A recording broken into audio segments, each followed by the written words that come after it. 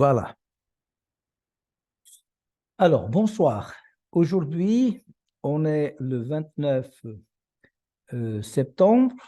C'est un jour un peu spécial pour nous parce que demain, on aura l'inauguration de la ferme qui va être le siège social de l'association La Vie au Solidarité. Ces formations que je prépare et que je donne ainsi comme d'autres personnes, c'est vraiment dans le sens de l'économie solidaire, l'économie du don, et aussi pour soutenir l'association. Alors, je vais voir si mon système il marche. Voilà, il marche. L'atelier de l'économie du don, c'est pour faire connaître déjà ce type de mouvement, que c'est un mouvement ancestral. On peut l'appeler l'économie collaborative, participative, mais beaucoup de gens se posent la question, mais c'est quoi ça? Et vous allez voir que c'est quelque chose de, à mon avis, très intéressant de connaître et pourquoi pas de participer, parce que en plus de collaborative, solidaire, participative, elle est aussi sacrée en beaucoup de pays et même ancestrale. Alors, l'Ubuntu, une philosophie africaine humaniste, est une représentation de cette économie ancestrale. Ce monsieur-là, c'est quelqu'un que j'admire beaucoup, c'est un de mes héros, et il nous montre qu'est-ce que c'est l'économie ancestrale. Dans d'autres parties du monde, comme par exemple l'exemple que je donne là de l'Argentine, c'est que moi, le premier don que j'ai donné pour l'Amérique latine, c'est quelqu'un d'Argentine. Et elle m'a raconté, ainsi qu'à Raphaël, que grâce à l'économie solidaire, dans ces temps de crise, beaucoup de familles ont pu manger grâce à l'économie solidaire. Okay? Alors, je fais plusieurs ateliers, que ce soit en Espagne, au Portugal, en Suisse, en France. L'idée ici, c'est de partager un mouvement que, pour moi, ça a changé ma vie. En avril 2021, un ami m'a appelé pour connaître ça. Et depuis, je fais des expériences fantastiques. Et en septembre 2021, j'ai décidé de devenir ambassadeur ou de l'économie solidaire, où là, je fais des expériences fantastiques pour connaître ce type de mouvement. Là, vous avez vu, il y a The People Project, c'est basé du crowdfunding, c'est aussi l'économie solidaire. Après, le cercle d'amis, là, c'est une fleur. Dans cette fleur,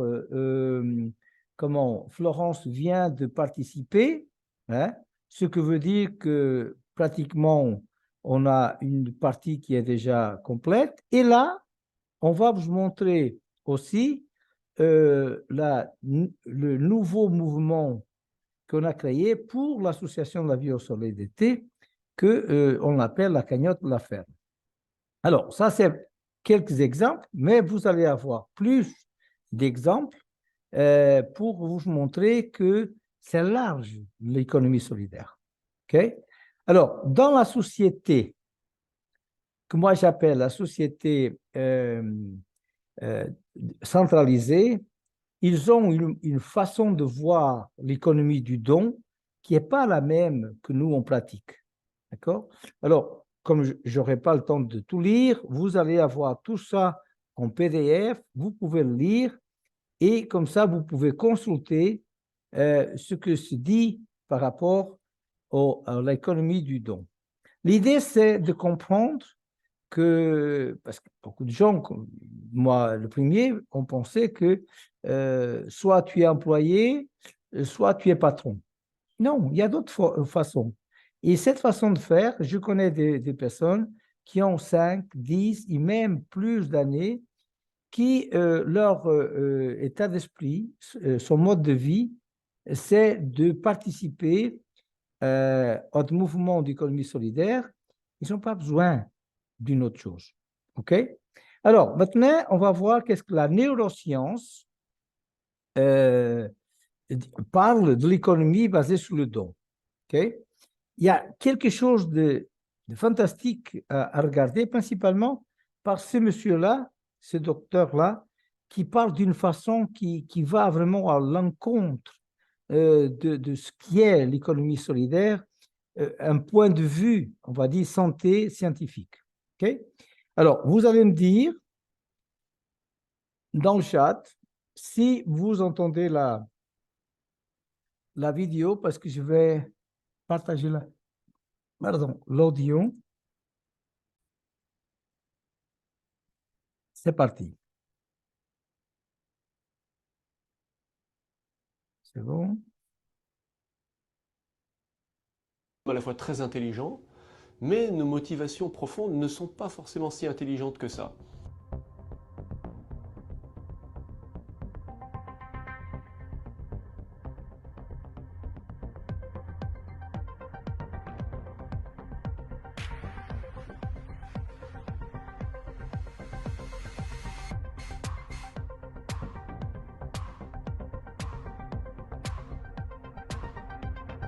Aujourd'hui, on constate les dégâts sur la planète, on arrive à anticiper ce qui va se passer dans 20 ou 30 ans, mais on n'agit pas, on ne change pas fondamentalement de comportement.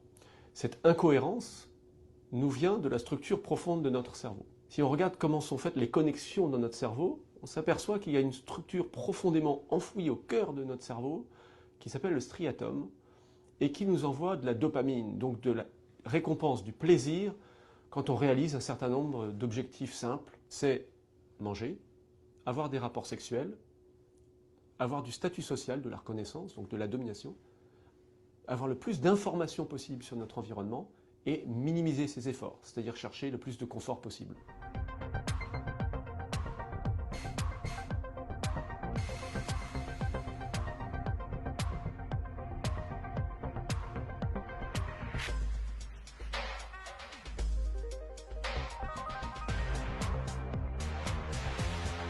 Aujourd'hui, dans notre société de pléthore, eh bien, la nourriture, les contenus à connotation sexuelle, les moyens de se sentir plus important que les autres, les sources d'information, les sources de confort sont produites au niveau industriel de façon illimitée. Donc notre striatum peut en consommer autant qu'il veut, et le problème c'est qu'il n'a pas de fonction stop, il n'a pas de frein. Donc il va avoir tendance à prendre tout ce qui lui est proposé par ce système industriel, et c'est là qu'on peut basculer dans l'addiction, c'est-à-dire aujourd'hui évidemment l'addiction sexuelle qu'on commence à connaître, mais aussi de plus en plus l'addiction à l'alimentation, et puis pour le besoin d'information, l'addiction aux réseaux sociaux. Et tout ça remonte en fait à des stratégies commerciales qu'on peut faire remonter jusqu'aux années 20.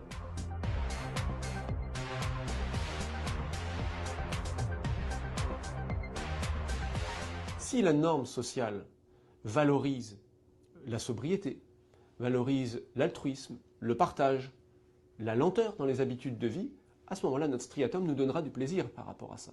Mais pour que ça devienne une norme sociale, il faut que ce soit valorisé. C'est-à-dire que les individus qui se comportent de cette façon soient considérés comme les leaders de nos sociétés. Et pour ça, il va falloir en passer par un certain nombre d'évolutions.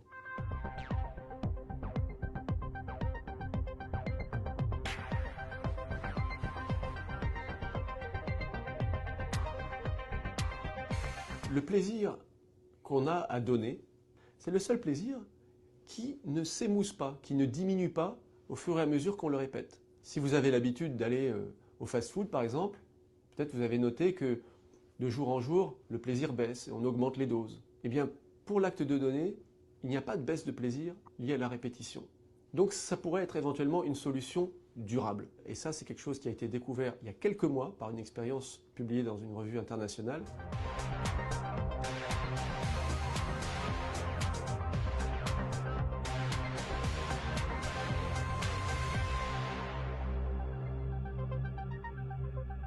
Au-dessus du striatum, dans notre cerveau, se trouve le cortex cérébral.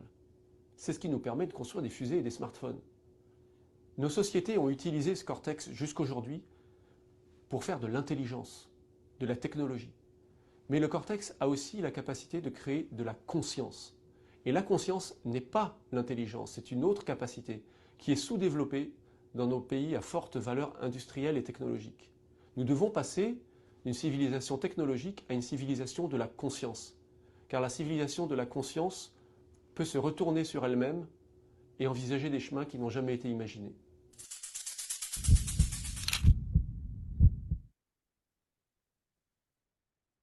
Très bien. Alors, merci beaucoup.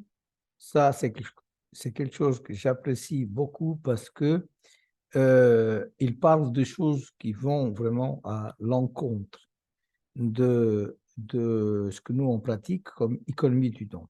Là, maintenant, on va voir la partie éducation, c'est-à-dire l'Université de Namur, que je vais me faire le plaisir de connaître le prochain week-end parce que je vais monter en Belgique. Je vais voir et rencontrer les amis qui font partie du cercle d'amis, de la cagnotte. Je vais le rencontrer la semaine prochaine.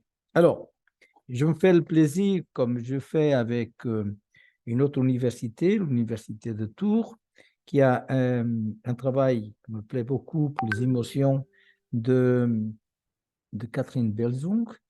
Et je me suis intéressé à ce type de recherche parce que c'est fascinant. Ici, je ne vais pas tout passer parce que c'est long, d'accord? Vous aurez l'opportunité d'avoir les références et vous-même, si vous voulez aller un petit peu plus loin, vous pouvez écouter tout ça tranquillement. Mais pour ne pas faire long, je vous laisse 2-3 minutes à voir qu'est-ce qu'ils disent par rapport à l'économie. L'économie collaborative, c'est quoi? Laissez-nous faire la lumière sur cette notion. L'économie reprend toutes les activités d'une collectivité relatives à la production, à l'échange, à la consommation, dans le but de créer de la valeur et répondre aux besoins. Et lorsque ces deux mots sont ensemble, économie collaborative, qu'est-ce que cela signifie? Le principe de l'économie collaborative démarre sur un besoin, que ce soit d'une connaissance, d'un objet ou d'un service. Ce besoin est comblé par un échange de pair à pair. Dans la plupart des cas, ces personnes sont mises en relation grâce à une plateforme. Dès lors, l'économie collaborative reprend l'ensemble des partages et échanges de biens ou de services entre deux personnes.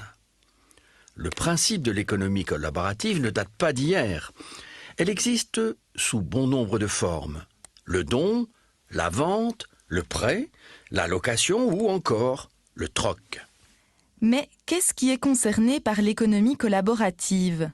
Alors, comme vous voyez, je fais bien la distinction de économie du don, ce que nous on pratique, et je ne sais pas si vous avez vu dans le ballon là, le nom de certaines plateformes. Ils appellent ça l'économie collaborative. OK, il y a une partie qu'on peut dire que c'est l'économie collaborative, mais ce n'est pas l'économie du don.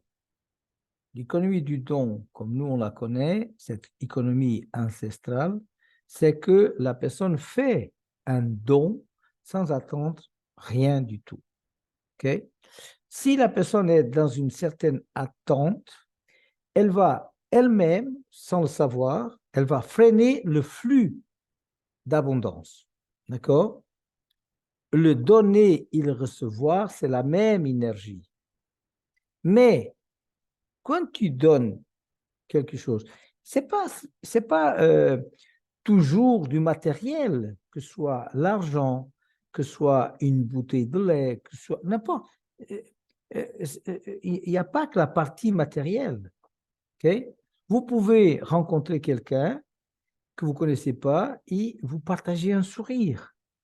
Vous partagez un petit geste par exemple, la personne va s'asseoir et oui, des choses simples, même une pensée. Je fais souvent cette expérience dans le train. Quelqu'un qui est sur le portable, il lève les yeux et moi je souris. et elle va pas dans le portable, elle sourit. Il reste un peu comme ça. Vous voyez ce que je veux dire? Mais j'attends rien. J'attends rien. Cet après-midi, j'étais à la gare de Bourg-en-Bresse. J'avais presque 1 heure devant moi.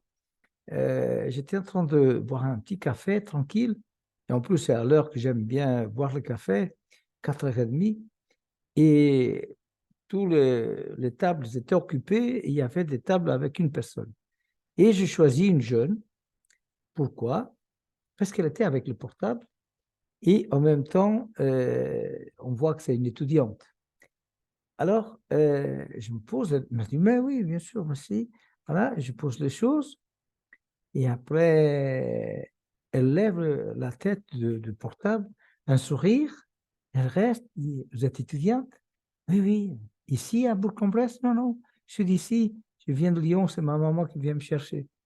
Et là, un échange sans aucun intérêt derrière. C'est-à-dire, j'attends rien, simplement de apporter quelque chose à cette fille qui va peut-être marquer, peut-être qu'elle ne va pas être autant de temps sur le portable, quelque chose, mais simplement de partager comme ça.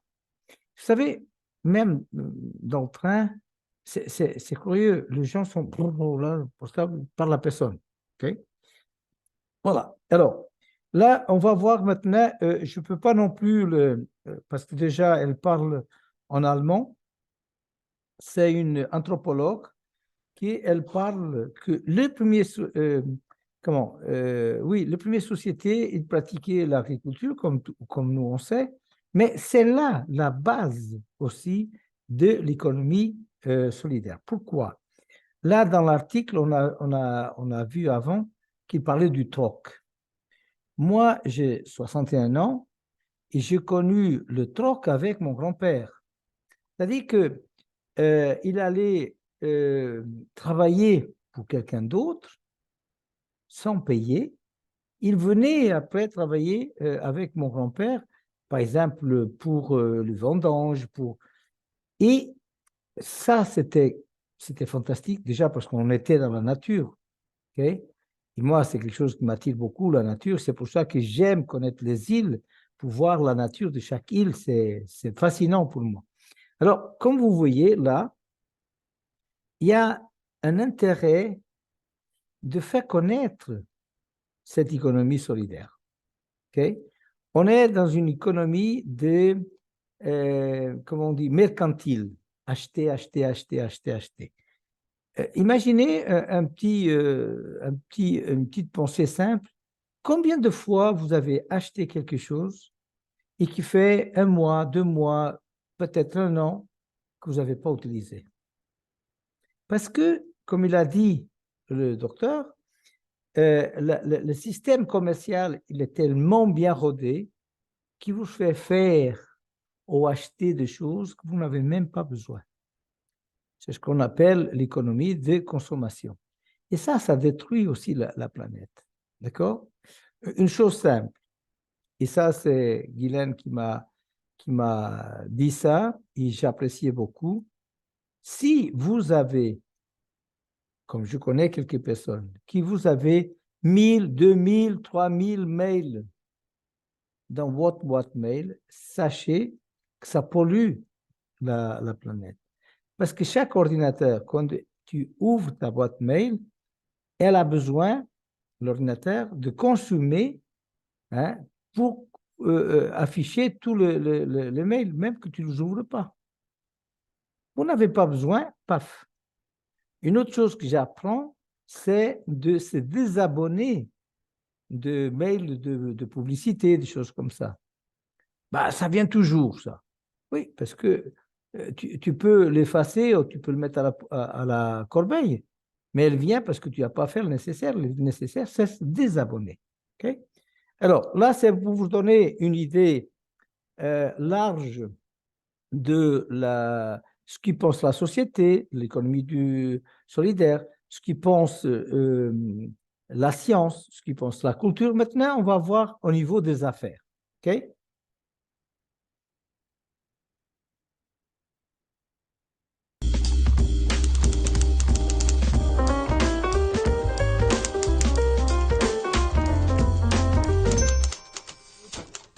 Gaëtan de Sainte-Marie, bonjour. Bonjour. Vous êtes fondateur et dirigeant de la société Cantis et vous êtes l'auteur de l'ouvrage « Ensemble, on va plus loin ». Alors dans cet ouvrage, vous expliquez le fonctionnement et les vertus de l'économie collaborative. Donc on connaît le B2C, par exemple Blablacar, mais ce que vous nous apprenez dans le livre, c'est qu'il existe aussi un volet B2B. Alors qu'est-ce que c'est et pourquoi est-ce tellement moins développé que le B2C ? Alors merci de m'inviter pour effectivement parler de ça parce que effectivement comme vous je comprends pas pourquoi c'est pas plus connu parce que je pense que c'est une vraie source de performance pour les PME en France. L'économie collaborative B2B, qu'est-ce que c'est? En très résumé, c'est faire mieux ensemble. C'est-à-dire que à partir du moment où j'arrive à me regrouper avec d'autres qui partagent la même problématique que la mienne, finalement, je peux être plus performant, plus fort, que ce soit pour acheter ensemble, vendre ensemble, former ensemble, communiquer ensemble, quels que soient les sujets. Donc l'économie collaborative en version B2B, c'est ça. Et ce qui est extraordinaire, c'est qu'en fait, c'est absolument pas nouveau. Il y a les fruitières, vous parlez des fruitières dans le Jura, justement. Exactement, je suis un peu jurassien, à moitié lyonnais. Les fruitières dans le Jura, que ce soit de comté, de fromage ou de vin, ça existe depuis plus de 100 ans. Et ce qui rend le thème plus actuel aujourd'hui, c'est Internet au final. Parce qu'en fait, ce qui est important dans l'économie collaborative, c'est la création du lien entre les acteurs de la communauté. Et pour créer un lien fort, il faut créer de la confiance. Et à l'époque, pour créer de la confiance, le seul moyen, c'était de pouvoir partager un verre de vin ou un verre de lait le matin quand on se croisait dans son champ. Et aujourd'hui, avec nos outils de communication actuels, ça nous permet de créer du lien sur des périmètres beaucoup plus vastes et donc d'imaginer des collaborations, des alliances entre entreprises, que ce soit au niveau régional, au niveau national, voire même d'ailleurs au niveau international. Mais justement, est-ce que c'est plus développé ailleurs, en Allemagne par exemple? Est-ce que c'est une question de mentalité? Alors probablement qu'il y a une question de mentalité. Les Allemands, les Italiens aussi sont très forts pour chasser en meute, pour partir à l'international ensemble, participer à des salons par exemple ensemble. Donc oui, il y a probablement une histoire culturelle. Mais moi ce que je constate aujourd'hui en France, et j'ai la chance de travailler avec 20 000 PME au quotidien en France, et je vois bien que il y a une espèce d'engouement fantastique autour de ça parce qu'aujourd'hui, le patron de PME sait très bien qu'il ne peut pas tout faire tout seul. C'est pas un super-héros qui a les réponses à tout. Et donc, bien entendu, il est très fort dans ce qu'il fait et ça, c'est bien. Mais par contre, sur les sujets où il sent qu'il a un peu moins de puissance par rapport à d'autres, et bien dans ces cas-là, il sait qu'en s'alliant avec d'autres, il peut faire mieux. Et moi, je vois se développer énormément d'initiatives autour de ces sujets-là actuellement. Et donc, je suis très, très optimiste sur l'avenir de ces sujets en France. Donc, les alliances entre PME sont bénéfiques pour les entrepreneurs. Mais alors, comment est-ce qu'on pourrait créer des incitations? Le gouvernement, est-ce qu'il pourrait créer des politiques publiques en faveur de ce genre de dynamique? Oui. Alors, en fait, ce qui manque après l'aspect culturel, c'est l'aspect dans le temps. C'est-à-dire que, par exemple, dans le bâtiment, créer un groupement d'entreprises pour répondre à un appel d'offres, ça se fait depuis très longtemps et il n'y a pas de nouveauté là-dessus. En revanche, ce qui est nouveau, c'est de créer une alliance qui va durer dans le temps sur des années. Et je peux vous parler d'une expérience que j'aime bien dans le métier du paysage en France, où les leaders de chacune des entreprises de paysage dans les principales régions françaises se sont regroupés pour pouvoir vendre ensemble et répondre à des appels d'offres nationaux ensemble. Peut-être que ce qui manque aujourd'hui au niveau de la politique française sur ces sujets, c'est de valoriser le fait que des entreprises qui se regroupent pour créer une alliance, mais qu'on pourrait peut-être même parler d'ETI, mais pas d'ETI capitalistiquement unis, mais d'ETI partenariales. Peut-être que ça devrait être mieux valorisé dans les appels d'offres, dans les marchés publics.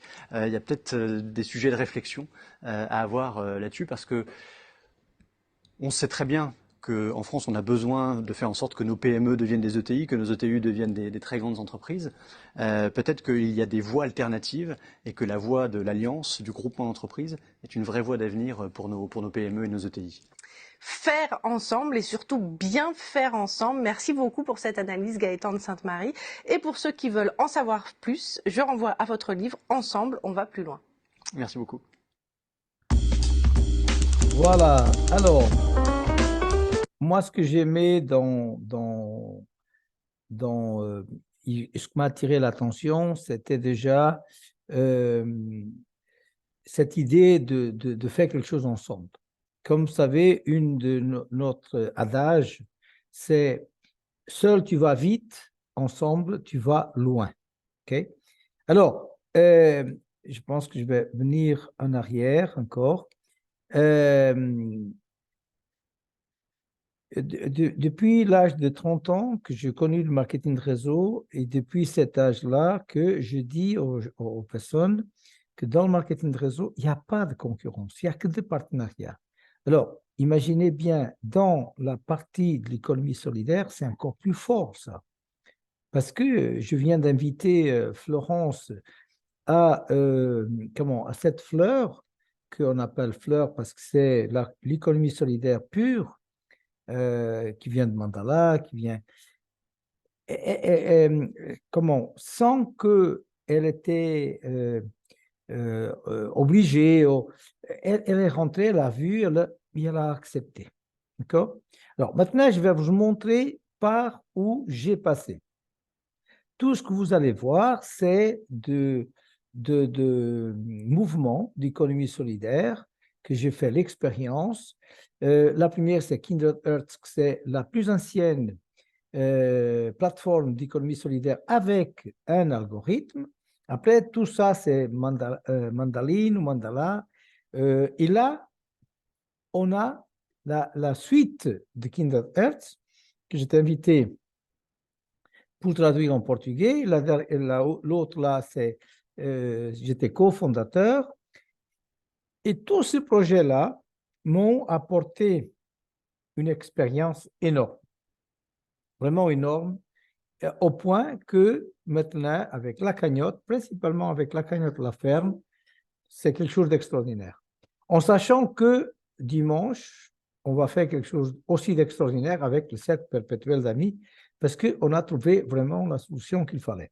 Alors, ce que vous êtes en train de voir, c'est la façon organisée qu'on est. Hein. Là, c'est en langue latine, c'était l'espagnol. On faisait on avait tout un planning.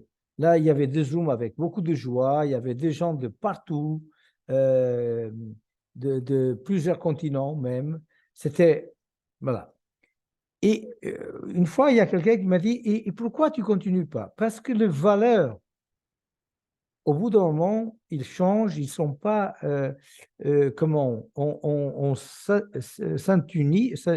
synchronisation avec ce que je vois pour l'économie solidaire. Vous voyez, là, Marie-Pé, c'est quelqu'un du Brésil. Je faisais de présentations avec elle plusieurs fois, avec Rita du Portugal, elle habite à Sintra. Et je suis allé la voir. Elle-même m'a accueilli presque une semaine chez elle. Et pourquoi je n'ai pas continué? Parce que les valeurs, c'est les valeurs qui vont faire toute la différence. D'accord? Ici, vous voyez des personnes du Brésil, de là-bas, Timor-Leste, d'Angola, il y avait tout. Okay? Il y avait tout. Et là, c'était en français. Dans cette plateforme, moi, je suis parti parce que je n'étais pas d'accord, ainsi que Jérôme, après, il est parti parce qu'il a vu que les valeurs, ce n'était pas le même. Okay? Alors, et ça fait partie, ce n'est pas des échecs, ça fait partie de l'expérience. Parce que au bout de 25 ans, je disais, j'ai erré pendant 25 ans. Je ne le dis plus, ça fait quelques années déjà. Je dis, j'ai fait de belles expériences pendant 25 ans. Ces expériences-là qui m'ont mis là où je suis maintenant. Okay? Et grâce à ces expériences-là, il y a beaucoup de personnes qui me font confiance. Par exemple, pour la cagnotte La Ferme, j'ai fait un petit calcul comme ça. Il y a quelque chose comme 25 personnes directes que j'ai apporté cette information. Okay? Dans la dernière que vous avez vue, c'était plus de 50 personnes en direct et plus de 500 personnes en direct, indirect. Et moi, j'adore ça. Moi, j'adore ça. Pourquoi? Partager, connaître des personnes, par exemple, Guadeloupe, qui est en Colombie, c'était la première personne de notre réseau qui est devenue au centre comme de la terrasse. Mais c'était fantastique. Et là, il y a eu beaucoup d'expériences au point que nous, on a résumé en 13 bonnes raisons pour découvrir, faire connaître l'économie solidaire. La première fois que j'ai vu ça, il y avait seulement 12 bonnes raisons. Et mon papa, il est parti au mois d'août 2021 et j'ai eu tellement de la part des membres de l'économie solidaire, tellement de messages que me touchaient au cœur qu'on a décidé, entre tous, de mettre la 13e, et vous allez voir la 13e, qui nous fait beaucoup de plaisir, pour nous occuper d'autres avec amour, bienveillance, empathie et compassion. C'est-à-dire que j'ai eu plus de messages de soutien de la part de cette communauté que de la propre famille. Okay? Moi, quand j'ai décidé de participer en avril de 2021, c'était la 2 et la 7. La 2, parce que ça fait des années que je me libère du système économique centralisé. Et la 7, pour la simple raison que je veux vraiment participer à un monde différent pour nous et pour les générations futures.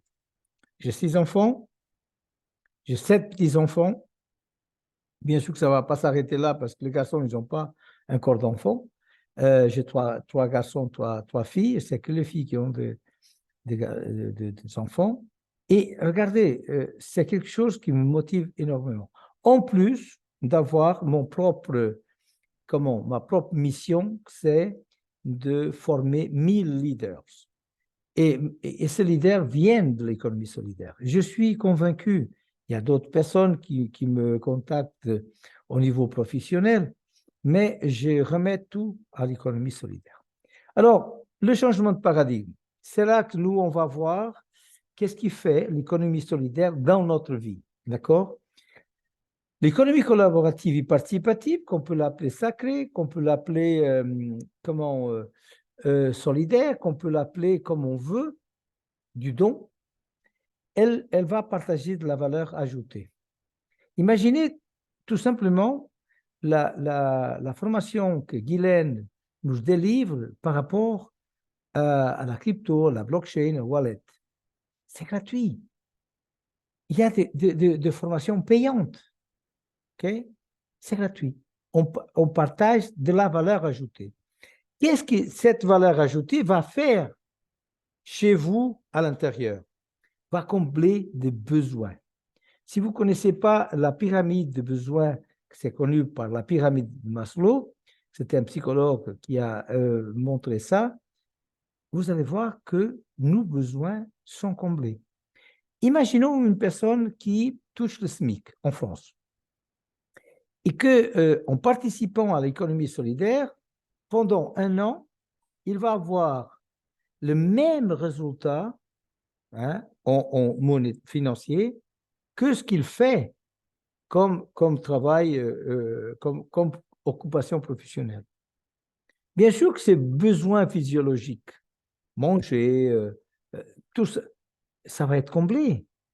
Combien de personnes je connais que pour, vous savez, faire passer le debout à la fin du mois, c'est difficile. Là, l'économie du don va les aider. Souvenez-vous ce que je vous ai dit de l'Argentine. Grâce à l'économie solidaire pendant la crise, beaucoup de familles ont pu manger.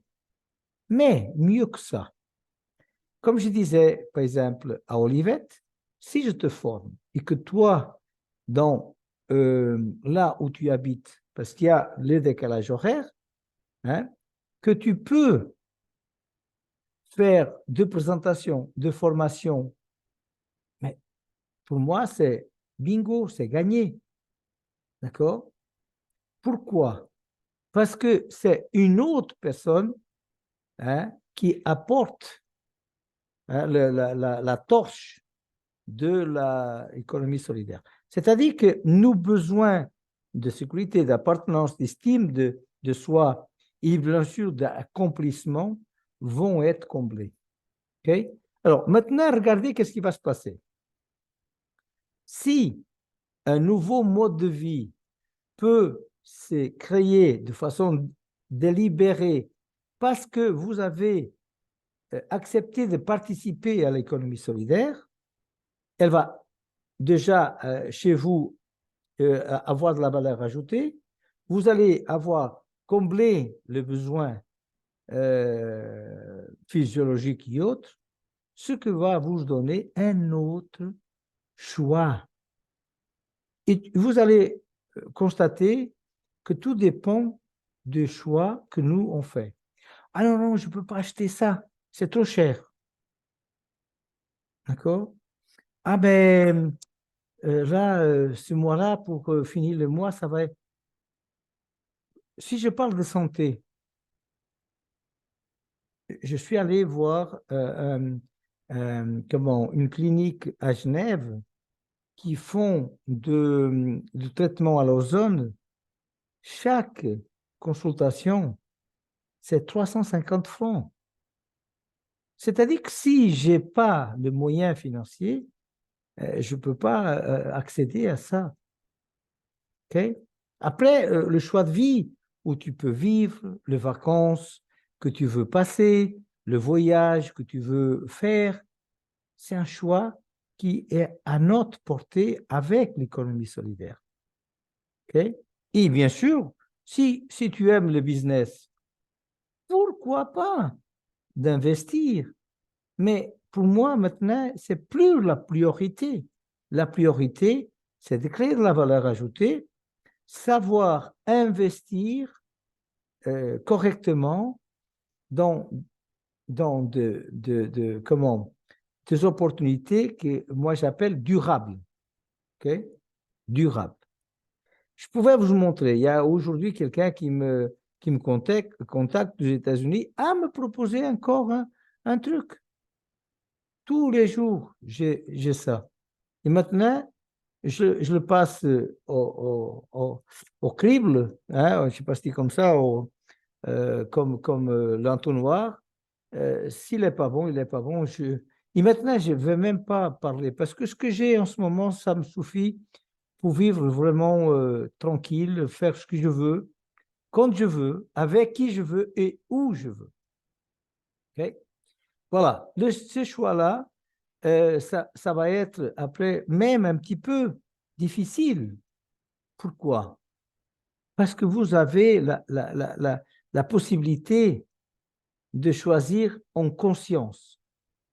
Et c'est là que nous, on a quelque chose à partager avec d'autres personnes et par rapport à l'économie du don.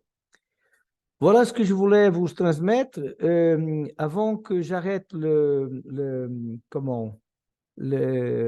l'enregistrement, j'aimerais bien avoir votre avis de ce que vous ressentez après écouter ça. Est-ce que c'est plus clair?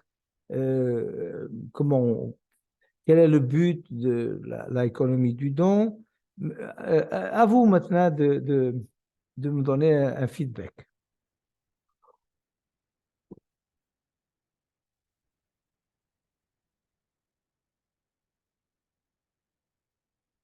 Comme dit mon ami Denis de Genève, parlez pas tous en même temps.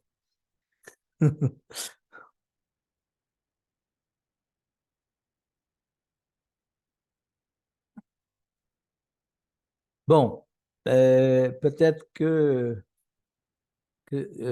c'est clair ce que vous avez entendu, vous n'avez pas besoin, alors je vais terminer arrêter l'enregistrement.